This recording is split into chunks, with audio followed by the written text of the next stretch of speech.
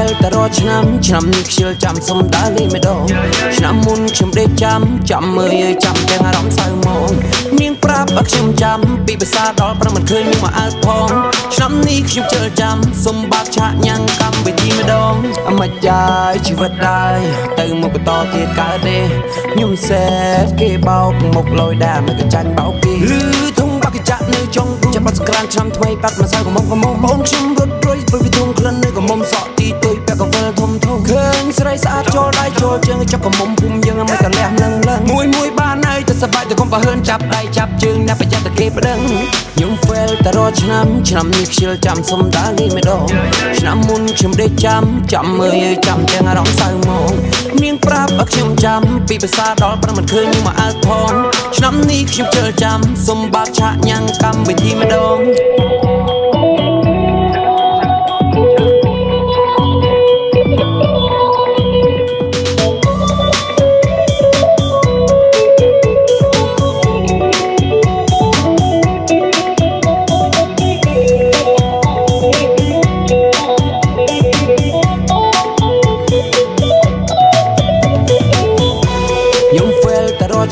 ឆ្នាំនេះខ្ជិលចាំសុំដើរលេងម្ដងឆ្នាំមុនខ្ញុំដេកចាំមើលចាំទាំងអារម្មណ៍សៅមកនាងប្រាប់ឲ្យខ្ញុំចាំពីភាសាដល់ប្រមិនឃើញមកអើផងឆ្នាំនេះខ្ញុំជិលចាំសុំបាក់ឆាក់ញ៉ាំងកម្មវិធីម្ដងអមិនយ៉ាយជីវិតដែរទៅមកបន្តទៀតកើតទេ